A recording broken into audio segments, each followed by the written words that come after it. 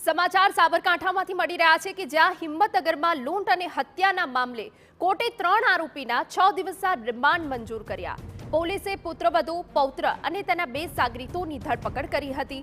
આરોપીઓએ લૂંટ કરીને નિવૃત્ત પોલીસકર્મી અને તેની પત્નીની હત્યા કરી હતી અને કોર્ટે હવે 3 આરોપીના 6 દિવસના રિમાન્ડ મંજૂર કર્યા છે। જો કે રિમાન્ડની ગતિવિધિને જોતા વધુ કેટલાક ખુલાસા પણ થઈ શકે છે। સંવાદદાતા અવનીશ ગોસ્વામી વધુ વિગત આપી રહ્યા છે। અવનીશ, શું વિગત? વાત કરવામાં આવે તો જે પ્રકારે થોડાક દિવસ અગાઉ એક લૂંટ વિથ મર્ડરનો ગુનો નોંધાયો હતો। પતિ પત્નીની હત્યા કરવામાં આવી હતી। હત્યા બાદ પોલીસે તપાસ દરમિયાન 4 જેટલા આરોપીઓની ધરપકડ કરી હતી। તેમાંથી જેની હત્યા થઈ હતી તેની પૌત્રવધુ અને તેના પૌત્રની પણ ધરપકડ કરવામાં આવી હતી। તે આરોપીઓ જે છે તેમના 6 દિવસના રિમાન્ડ મેળવવામાં આવ્યા છે। 6 દિવસના રિમાન્ડ દરમિયાન તેઓની પાસેથી અનેક ખુલાસાઓ પણ થઈ શકે છે। તે પ્રકારે આશંકાઓ જે હતી તે આશંકાઓ પણ દૂર થઈ શકે છે તે પ્રકારની તપાસ પણ શરૂ કરવામાં આવી છે।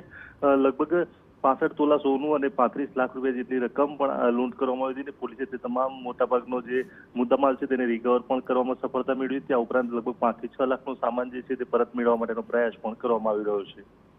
જી બિલકુલ, તો કોર્ટે 3 આરોપીના 6 દિવસના રિમાન્ડ મંજૂર કર્યા હોવાની વિગત મળી રહી છે।